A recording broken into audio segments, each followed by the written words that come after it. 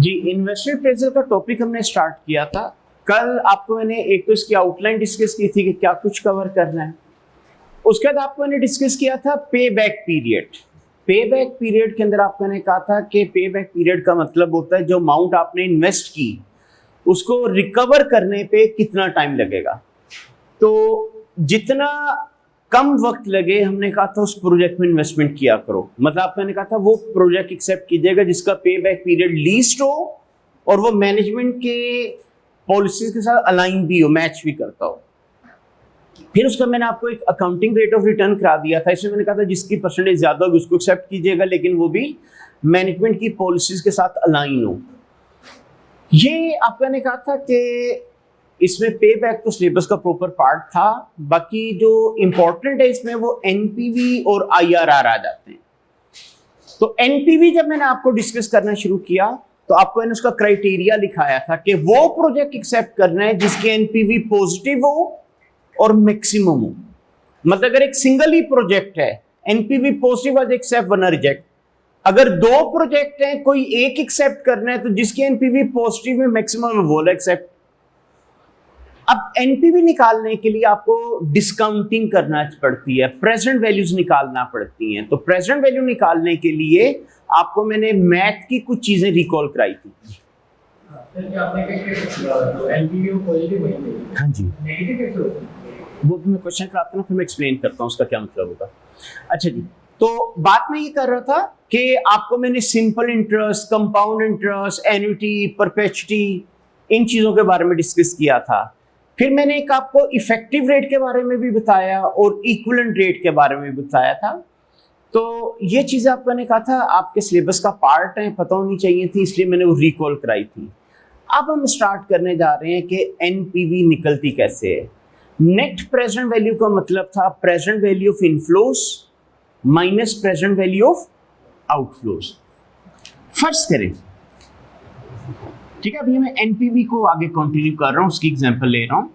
आप लोगों को मैं कहता हूं ईयर्स 0 1 2 3 4,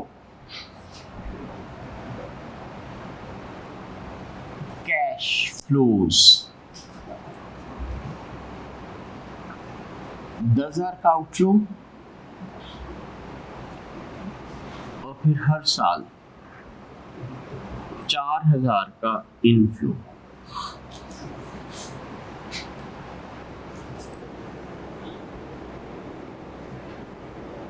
कॉस्ट ऑफ कैपिटल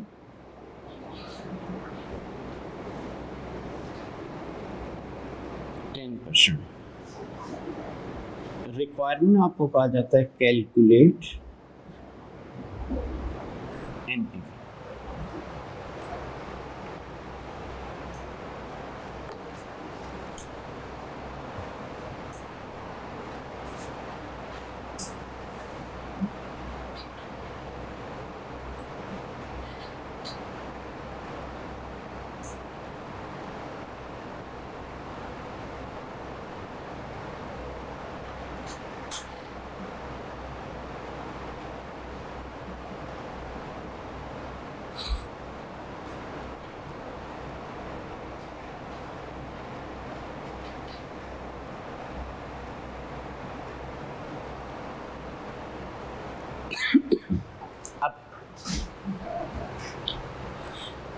अभी बेसिक्स एग्जांपल है, स्टार्ट है। मैंने खुद ईयर वाइज कैश फ्लोज की फिगर बताई, पेपर में ऐसे नहीं होगा। आपको 1-1.5 पेज का सिनेरियो दिया जाएगा, उसमें रेलिवेंट इंफॉर्मेशन भी होगी, उसमें इररेलिवेंट भी होगी। आपने खुद डिसाइड करना होगा कौन कौन सा कैश फ्लो किस किस ईयर में आएगा, ठीक है। अभी क्योंकि बिल्कुल स्टार्टिंग है तो मैंने अभी ना सारा डेटा खुद दी है, आहिस्ता आहिस्ता फिर हम उन क्वेश्चन की तरफ स्विच करते जाएंगे। पहले तो आपको बताना चाहिए what is meant by year 0, year 1। तो पहले हम इनको एक्सप्लेन करते हैं। ईयर 0 का मतलब होता है स्टार्ट ऑफ ईयर 1, यानी इमीडिएटली, टुडे, अभी। आपको के ना अभी पैसे देने हैं, ईयर 0। आपको के ईयर 1 के स्टार्ट में पैसे देने हैं तो भी ईयर 0, ठीक है। ईयर 1 का मतलब होता है end of year 1, alternatively start of year 2।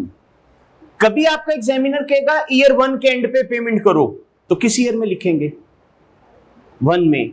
कभी किसी क्वेश्चन में कहेगा ईयर 2 के स्टार्ट में पेमेंट करना, वो भी 1 ही होगा। सिमिलरली 2 का मतलब होगा एंड ऑफ ईयर 2 या स्टार्ट ऑफ ईयर 3। ठीक है, आउटफ्लो होगा तो ब्रैकेट में लिखना है, इनफ्लो होगा तो विदाउट ब्रैकेट लिखना है। कॉस्ट ऑफ कैपिटल आप लोगों को मैंने डिस्कस किया था जब ये सिलेबस की आउटलाइन दे रहा था।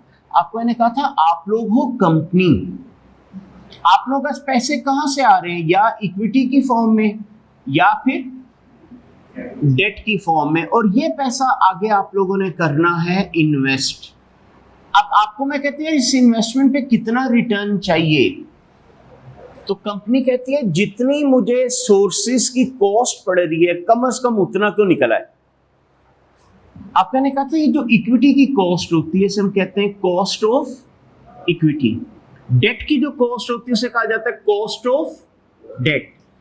अब जरूरी तो नहीं इन्वेस्टमेंट जो मैं कर रहा हूं सारा डेट वाला पैसा हो या सारा इक्विटी वाला पैसा हो, तो फिर हमें क्या करना पड़ता है, उसके लिए एक एवरेज निकालना पड़ती है, हम कहते हैं weighted average cost of capital.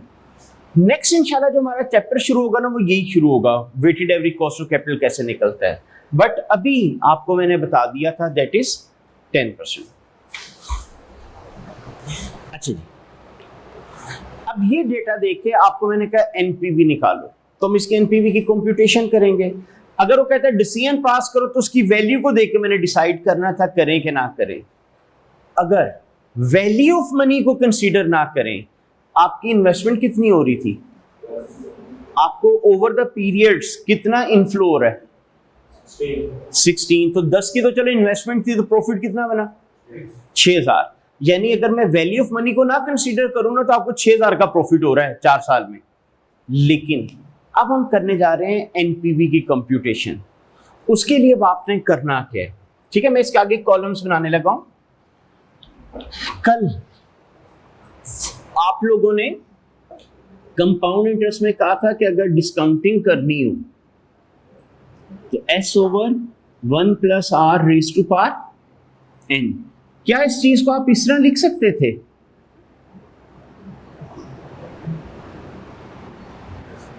ठीक है, ये जो चीज होती है इसका क्या नाम होता है? Discounting factor.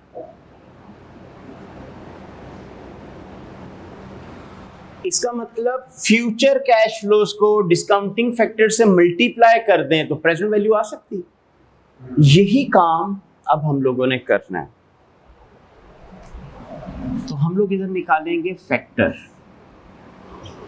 @ 10%।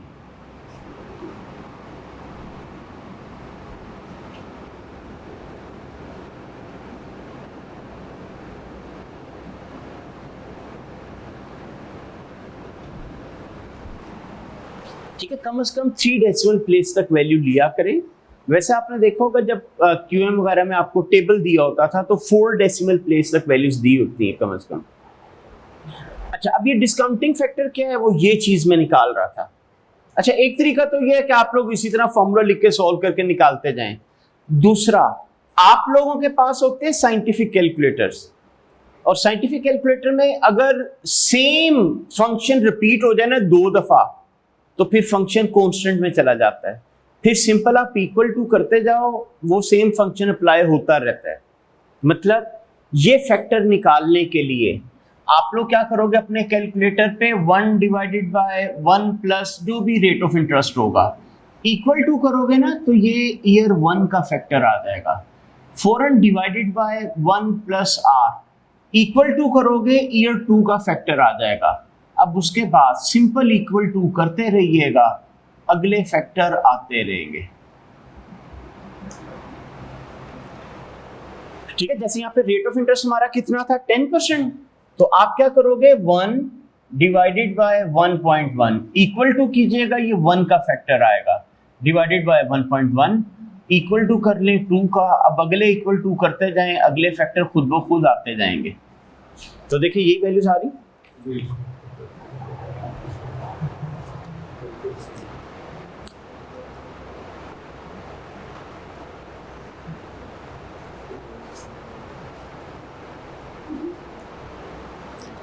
ठीक है, जीरो था ना आज, आज का 1 रुपया आज के 1 रुपए के इक्वली वर्थ रखता था, इसलिए जीरो का फैक्टर हमेशा 1 होता है। ठीक है, अगले आपने कंप्यूट कर लिए। अब हम निकालेंगे इनकी प्रेजेंट वैल्यू। प्रेजेंट वैल्यू कैसे निकालेंगे? मल्टीप्लाई करके। इसको मल्टीप्लाई कर लोगे, ये 10,000 आ गया। इसको मल्टीप्लाई करेंगे तो 3636। इस वाले को करके देखें।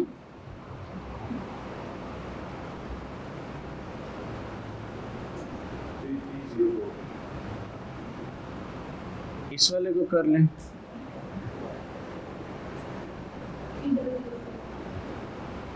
और ये आखिरी वाला 273632। अच्छा, ये जो थी ना नेगेटिव में, ये थी प्रेजेंट वैल्यू ऑफ आउटफ्लो। ये 4 है प्रेजेंट वैल्यू ऑफ इनफ्लोज। अगर आप इनको नेट कर लो तो वो आ जाएगी नेट प्रेजेंट वैल्यू। ठीक है, present value inflows minus present value of outflow. 2676 positive. तो ये जो है ना, ये दरअसल आपकी एनपीवी आई है। अच्छा, जब मैंने वैल्यू ऑफ मनी नहीं ना कंसीडर किया था, मैंने आपको कहा था 6000 का प्रॉफिट हो गया। After consideration of value of money हमने रियलाइज किया कि 2676 रुपए का प्रॉफिट हुआ है।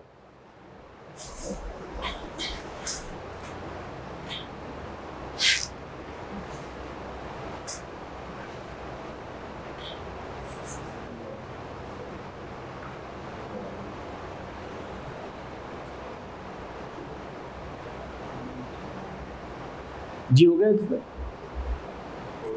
अब एनपीवी पॉजिटिव आने का मतलब है कि ये प्रोजेक्ट आपका जो रिक्वायर्ड रेट है उससे ज्यादा रिटर्न दे रहा है। ठीक है, मतलब पॉजिटिव है तो इसको ना ये 10 से ज्यादा रिटर्न दे रहा है।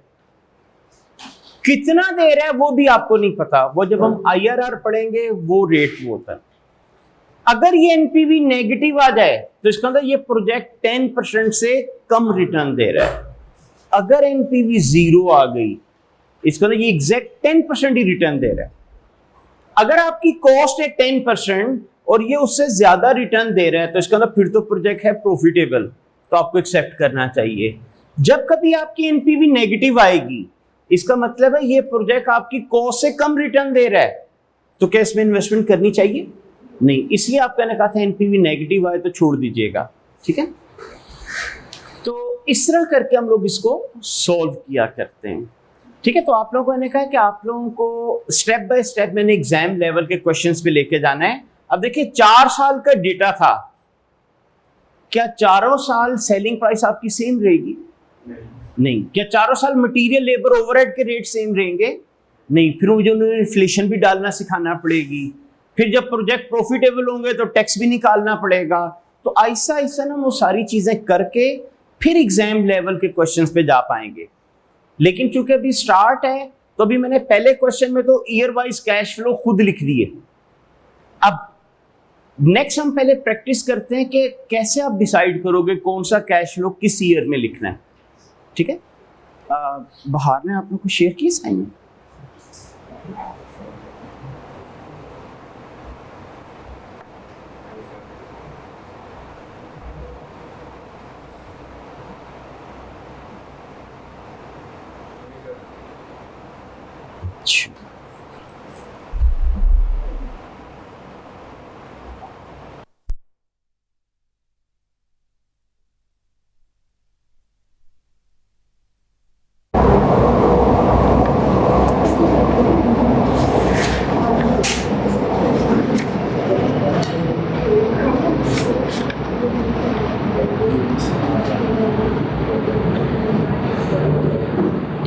जी, इसका जरा क्वेश्चन 1 देखिएगा।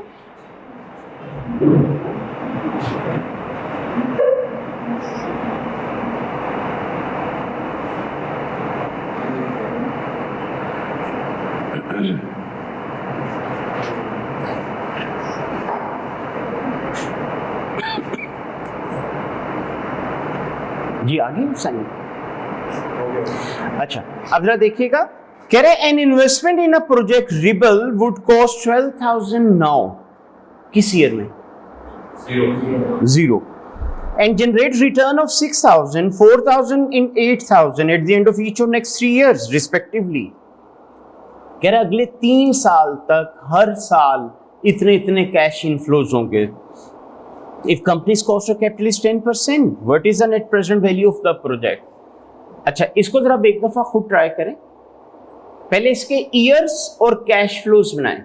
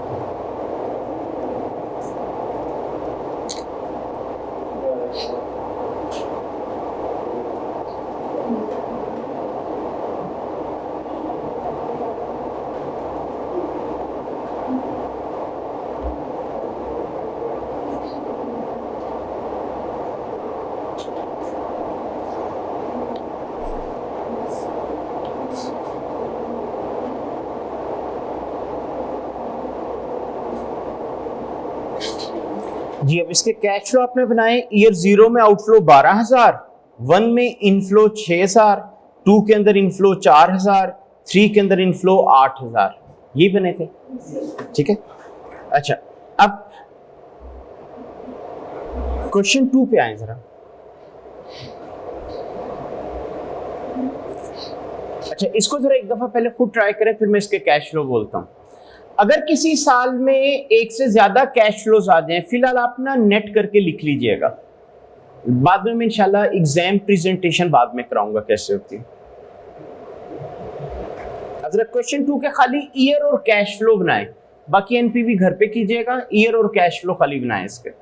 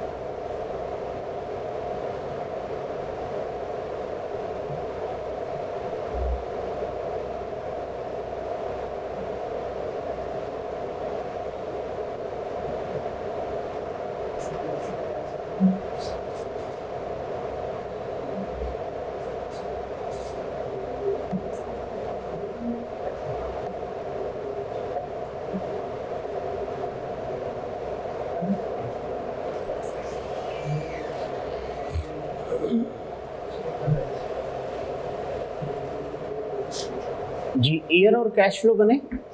अच्छा, अब मैं जरा पढ़ने लगा और साथ बोलता हूँ, देखिएगा। कह रहा है an investment in a project would cost 10,000 now, तो ईयर जीरो में आउटफ्लो 10,000 का, एंड 5,000 इन 1 ईयर्स टाइम, मतलब एक साल के बाद कह रहा है 5,000 और इन्वेस्ट करना पड़ेगा, तो ये ईयर 1 में आउटफ्लो 5,000। लेकिन आगे क्या कहते हैं, annual cash return would be 4,000 for 5 year starting in 1 years time. कह रहे अगले 5 साल तक हर साल 4-4 हजार रुपया मिलेगा, और ये ईयर 1 से शुरू हो जाएगा। अब 1 में 5,000 का आउटफ्लो, 4,000 का इनफ्लो, तो नेट क्या आ जाएगा, 1,000 का आउटफ्लो। ठीक है। तो इसका मतलब ईयर 0 में 10,000 का आउटफ्लो, ईयर 1 में 1,000 का आउटफ्लो, ईयर 2 से लेके 5 तक 4-4 हजार का इनफ्लो। ठीक है, ये इसके कैश फ्लोज बनने थे।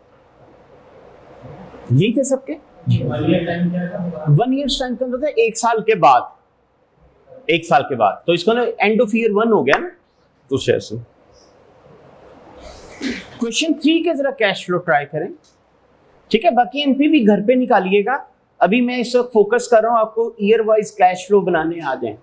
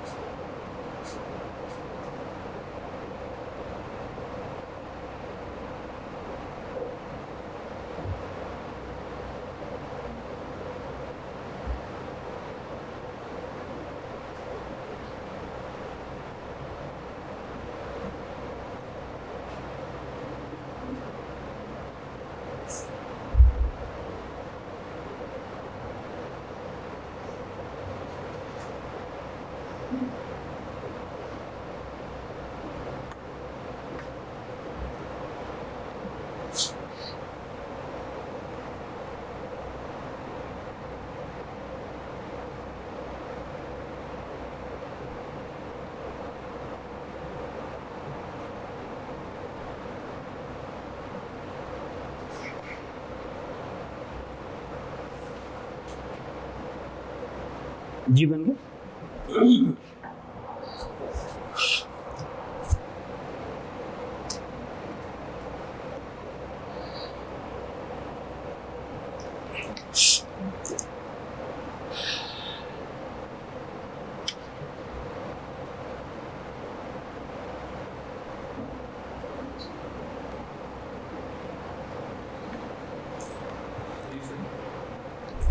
अच्छा, अब जरा देखिएगा इसको। कह रहे purchase of machine called the kneader would cost 2,000 but would generate net cash inflows of 500 for each of 6 years. Machine would have to be purchased now. कह रहे मशीन आपको अभी खरीदनी है, तो ईयर 0 में आउटफ्लो होगा कितने का, 2,000, but the market of the product would take some time to develop, so first inflow would not arise until the end of 3rd year. कह रहे मशीनरी अभी खरीदो, लेकिन प्रोडक्ट की डेवलपमेंट पे, मार्केट डेवलप होने पे टाइम लगना है। तीसरे साल के एंड तक कोई पैसा नहीं आना, तीसरे के एंड तक नहीं आना, इसको तो चौथे के शुरू से आ जाएगा। चौथे का स्टार्ट कौन सा ईयर होता है, 3। इसका मतलब 0 में आउटफ्लो 2,000, 1 में कोई कैश फ्लो नहीं, 2 में कोई कैश फ्लो नहीं, 3 से लेके 8 तक 600 कितना था, 500 का इनफ्लो। ठीक है, तो 3 से 8 तक, 6 तक ना जाइएगा क्योंकि उसने 6 कैश फ्लो का था। जी यही बने थे सबके। अच्छा, अब जरा 4th क्वेश्चन देखें।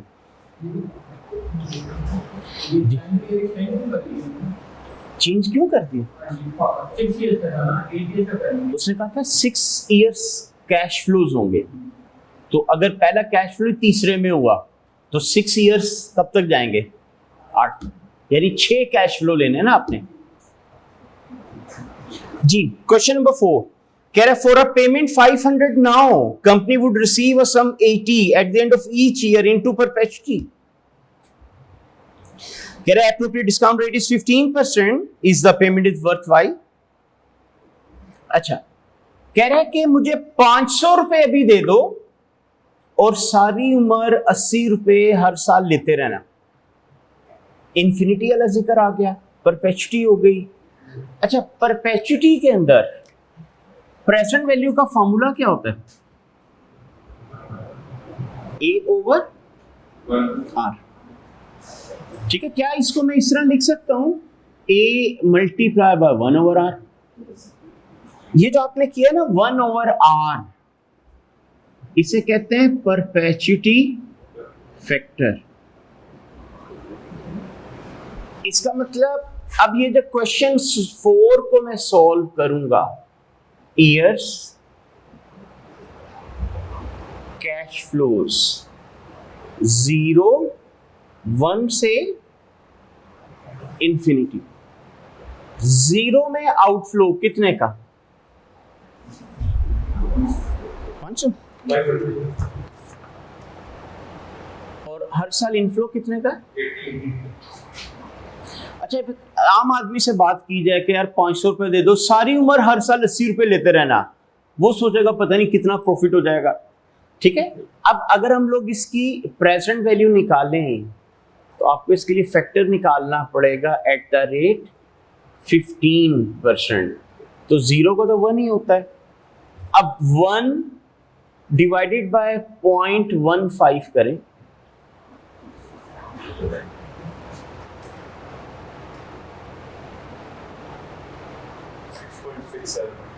तो 6.67।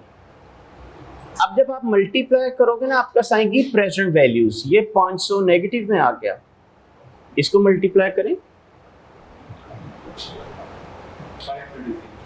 533, इसका 33 रुपए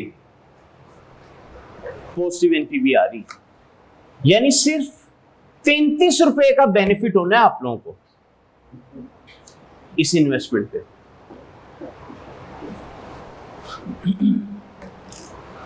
आपने देखा था जैसे जैसे वक्त गुजरता है फैक्टर क्या होता जाता है, कम। ये आगे जाके 0.0000 शुरू हो जाता है। तो ये ना एक एवरेज राउंड करके हमारे पास निकलता है यार तकरीबन ये फैक्टर बनना है इन टोटल। तो उससे मल्टीप्लाई किया तो ये जो मैंने आपको कहा था ना 500 रुपए मुझे अभी दे दें, सारी उम्र हर साल मुझसे 80 रुपए वापिस लेते रहना, तो ये कोई बहुत हैंडसम प्रॉफिट नहीं होना, सिर्फ 33 रुपए का प्रॉफिट होना है ओवर द लाइफ। ठीक है, तो बहरहाल ये परपेचुटी का अगर कोई क्वेश्चन आए तो इस तरह वर्किंग की जाएगी।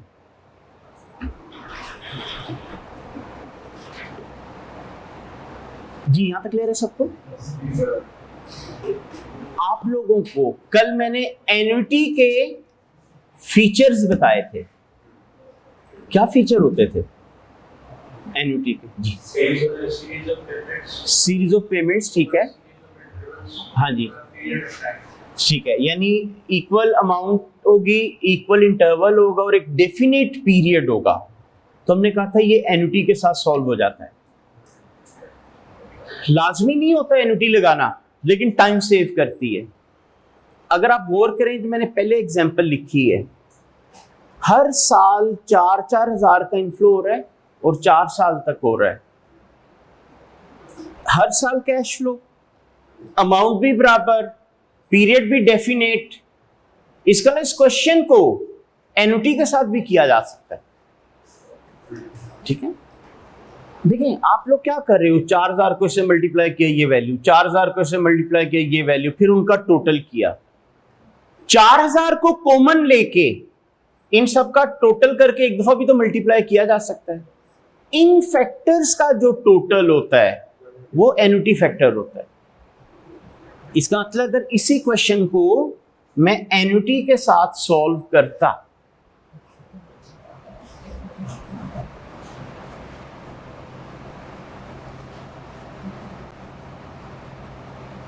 तो फिर इसकी प्रेजेंटेशन मैंने ऐसे करनी थी।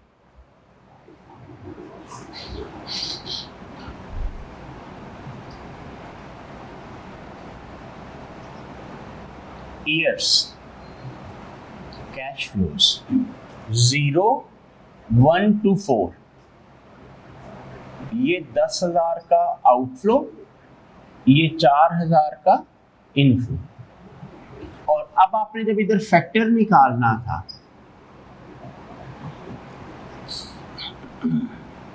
तो 0 का फैक्टर तो 1 ही होता है। एन्युटी का फैक्टर जो आप निकाला करते हो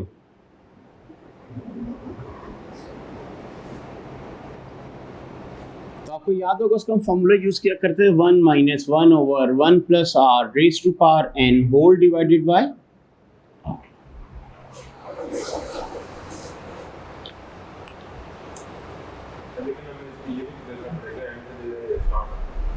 ईयर 1 का क्या मतलब? एंड, ठीक है। ड्यू का अलग फॉर्मूला होगा था ना। अच्छा जी, तो 1 minus 1 over 1.1 raise to power 4 whole divided by 0.1, तो देखिए क्या बनता है।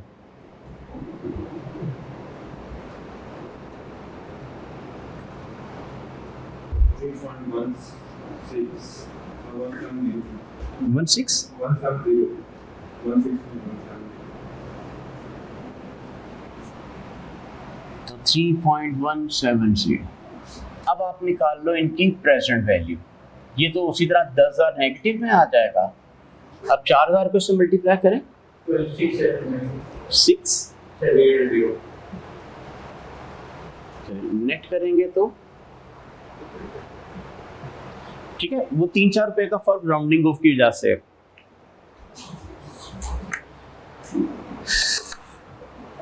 तो इसमें ना टाइम बचता है। अभी शायद आपको लगा कोई खास नहीं बचा, आगे जब क्वेश्चन आएंगे ना 10-10 साल के कैश फ्लोज होंगे, तो 10 साल के पहले मैं कैश फ्लो लिखूं, फिर 10 साल के फैक्टर लिखूं, फिर 10 साल की प्रेजेंट वैल्यूज लिखूं, फिर उनके टोटल करूं, तो बहुत ज्यादा उस पर टाइम जाया हो जाता है। उससे बेहतर होता है जहां एन्युटी लग सकता है लगाएं, टाइम सेव करें।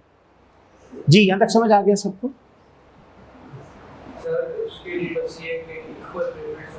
हाँ जी, पेमेंट्स इक्वल हो, इंटरवल सेम हो, डेफिनेट पीरियड हो, गैप हर साल दे रहे हो। ये ना हो कि पहले साल दिया फिर तीसरे साल जाके दिया फिर 5वें साल दिया, ये नहीं, फिर एन्युटी नहीं, फिर वो कंपाउंडिंग वाला फॉर्मूला। जी, यहां तक क्लियर है सबको? ये जो एन्युटी फैक्टर निकला है ये दरअसल कब से कब तक का निकला है? 1 से 4 तक। क्या जरूरी है एन्युटी पहले साल से लगना शुरू हो जाए? नहीं। फर्ज करें मैं आप लोगों को ये एग्जांपल दे देता हूं, ईयर्स 0, 1, 2, ठीक है, उसके बाद 3 से लेके 8,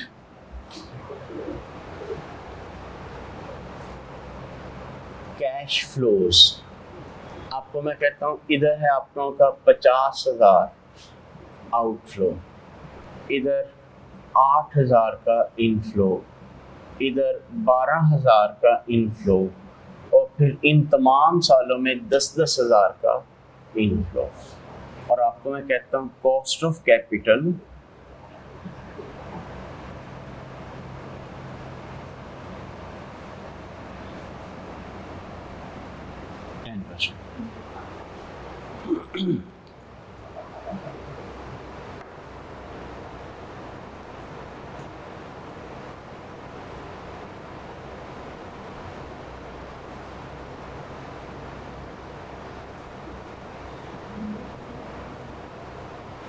वैसे यहां से यहां तक कितने साल बन रहे?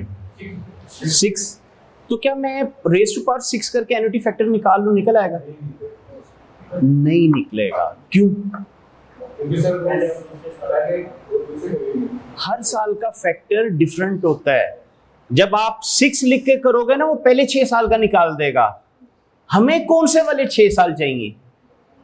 3 से ऑनवर्ड चाहिए। अब मसला है, चलो ये तो मैं सिंपल वाला डिस्काउंटिंग वाले से निकाल लूंगा, मतलब इसका जब मैं फैक्टर इधर निकालूंगा तो ये तो चले 1 आ गया, ये उसी तरह 0.909 आ गया, ये 0.826 आ गया। इस पे आके काम रुका कि ये अब कैसे निकालूं। एन्युटी टाइम तो मेरा बचा रहा है, लेकिन उसकी कैलकुलेशन भी तो चाहिए। तो देखें जब आप लोग ये फॉर्मूला यूज करोगे कि 1 minus 1 over 1.1 raise to power 8 whole divided by 0.1, तो ये आपका फैक्टर कब से कब तक का निकल आएगा? 1 से 8 कितना बनता है देखें,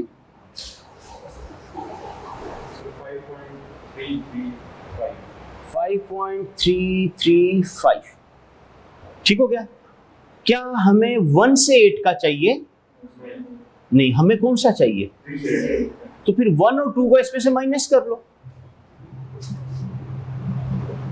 तो 1 का था 0.909 और ये था 0.826, 3.6। तो इसका मतलब इसका डिस्काउंटिंग फैक्टर बना है वो आपका 3.6 और उसके आगे सॉल्व करना है।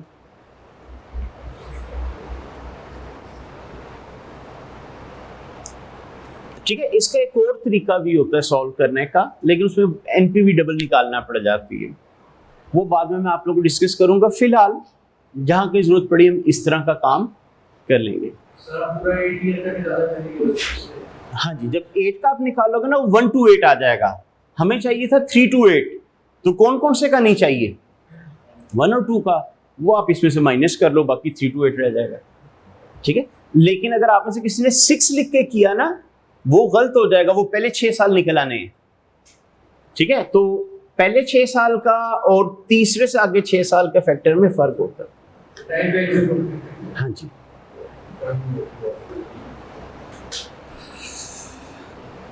अच्छा अब जरा इसकी प्रेजेंट वैल्यूज निकालें, क्या आ रही?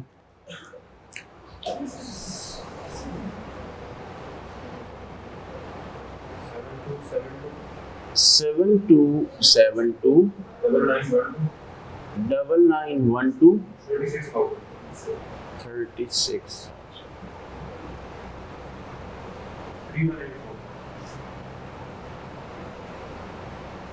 पॉजिटिव।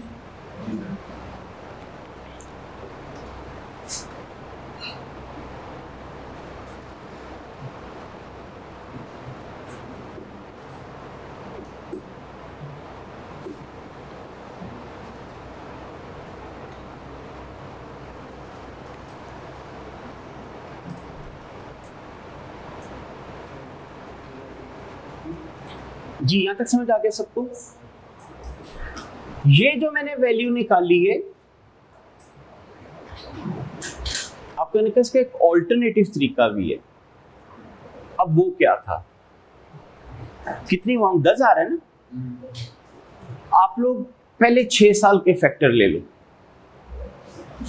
यानी आप फैक्टर निकालो, 10,000 को मल्टीप्लाई करो 6 साल के फैक्टर से। अब 6 साल का फैक्टर क्या बनेगा? 1 minus 1 over 1.1 raise to power 6 whole divided by 0.1।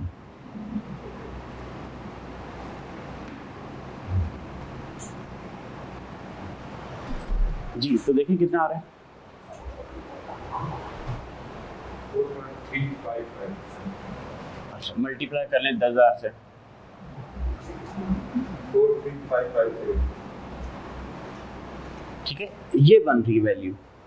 लेकिन हमें जो 6 साल चाहिए थे वो तो तीसरे से ऑनवर्ड चाहिए थे। आपने जब इधर 6 लिख के सॉल्व किया तो ये ईयर 0 की वैल्यू नहीं निकली, ये ईयर 3 के शुरू की निकल आई।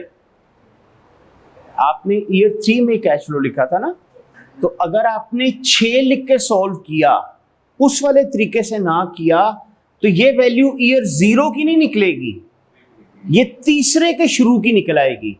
हमें कब की चाहिए? ईयर 0 की चाहिए। तो फिर हमें क्या करना पड़ेगा? इस पूरी वैल्यू को मजीद 2 साल के लिए डिस्काउंट करना पड़ेगा। ठीक है, इसको अगर सॉल्व करें, क्या है?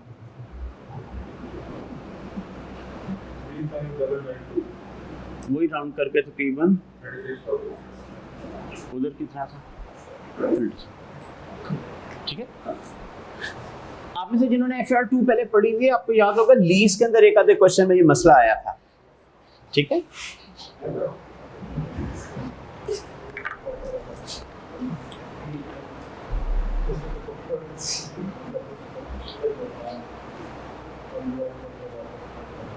जी यहाँ तक समझ आ गया?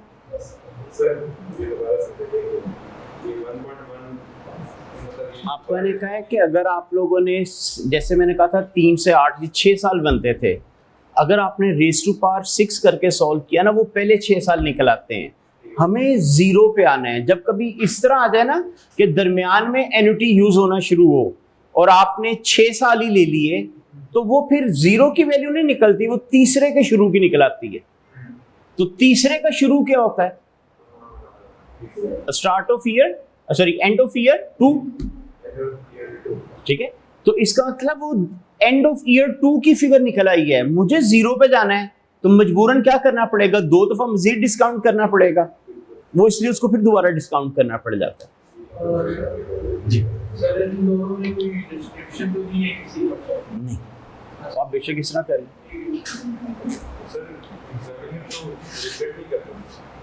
उसने तो आपके फैक्टर्स देख के और एनपीवी देखनी है कि एनपीवी सही आई है कि नहीं।